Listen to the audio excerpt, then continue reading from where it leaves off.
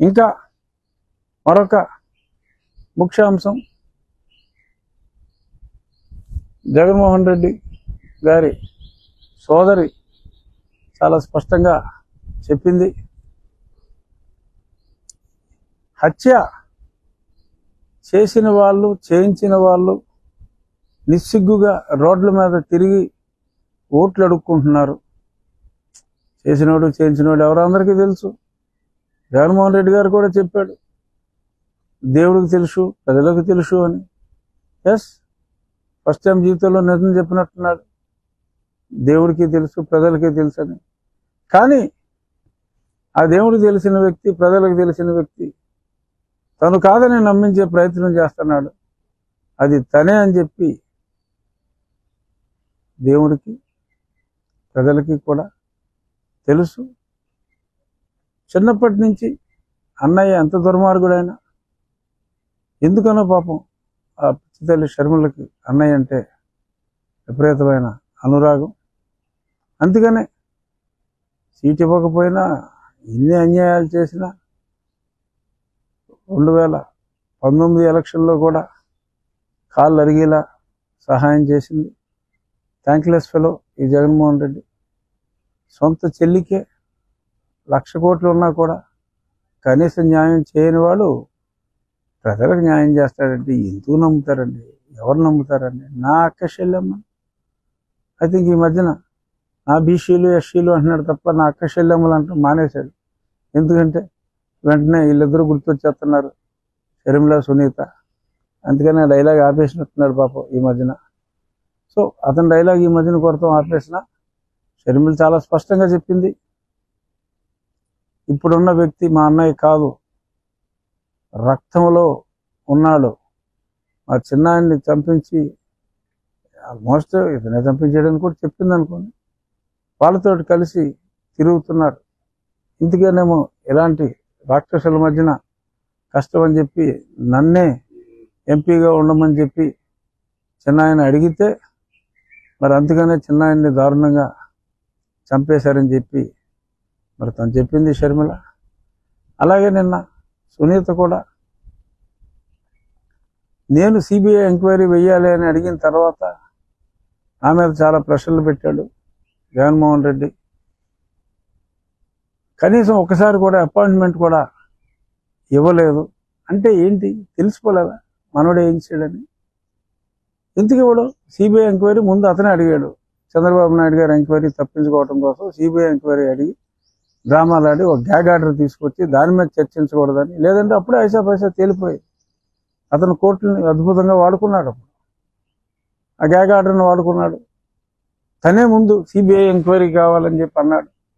CBI లేకుండా వీళ్ళు enquiry చేస్తే బట్టబయలు అవుతుందన్న భయంతో నిష్పక్షపాతంగా అడిగినట్టు ఏదో బిల్డప్ ఇచ్చి ముఖ్యమంత్రి అయిన వెంటనే కేసు ఏమీ తేల్చకుండా సీరియస్గా ప్రొసీడ్ అవుతున్న మహంతిని భయపెట్టి రాష్ట్రం వదిలి పారిపోయేలాగా చేసి ఐపీఎస్ ఆఫీసర్ని, యంగ్ బాయ్ని మరి ఎంత దారుణం చేసి సునీత కేసు వేస్తానంటే భయపెట్టి మాట్లాడించి తను చెప్పింది కూడా, ఏమవుతుంది నా మీద 12వ కేసు అవుతుంది అంటే అతనే కదా దీని వెనకాల ఉన్నదని ఒప్పుకున్నట్టే కదా. అవినాష్ బీజేపీలోకి వెళ్తాడని అంటే బీజేపీలోకి వెళ్ళిపోతే అదేమన్నా గంగ, అందులో ముగిన వాళ్ళందరూ పునీతులు అయిపోతారా అన్న ఉద్దేశం వచ్చేలాగా మరి అతను మాట్లాడటం జరిగింది. మరి ఎందుకని ఇంత ఇలా చేస్తున్నావు జగన్మోహన్ రెడ్డి అని సునీత ప్రశ్నించింది. ఈ సాక్షి ఛానల్కి వస్తా, కావాలంటే రా, నువ్వు నేను ఫేస్ చేద్దామని ఛాలెంజ్ కూడా చేసింది. దమ్ముంటే let him face his sister. So ఇలాగా అన్యాయాలు చేసి మరి ఇదంతా కూడా తను చెప్పింది.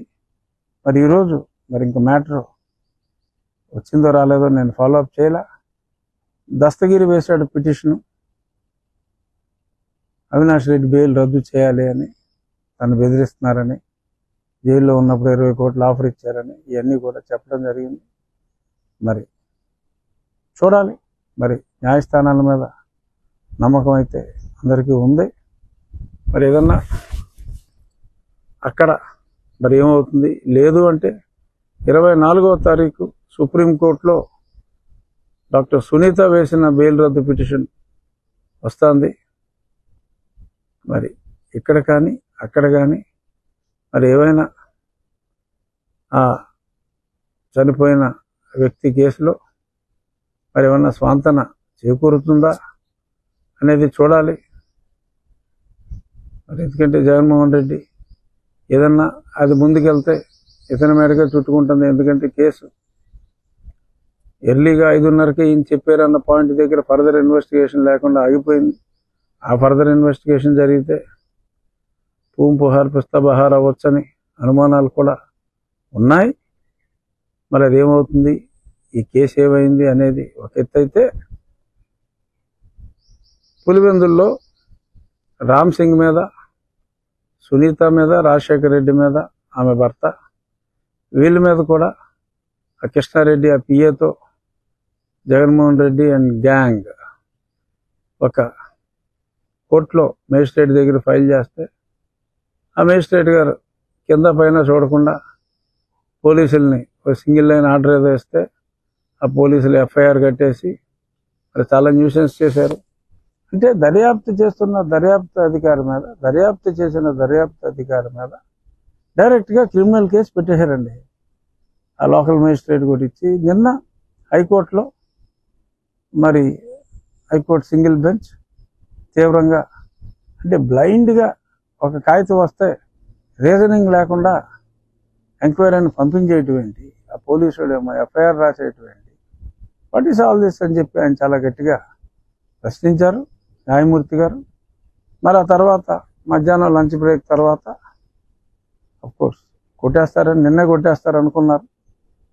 తర్వాత ఒక 1 monthకి వాయిదా వేయటం జరిగింది. అంతవరకు పోలీసుల్ని పని చూసుకుంటారా అని చెప్పి, వేరే పని చూసుకున్నామా అని చెప్పి, అంటే చర్యలు నిలిపేశారని అంటారు అక్కడ, బట్ దాని అర్థం ఇంకో పని చూసుకోమని.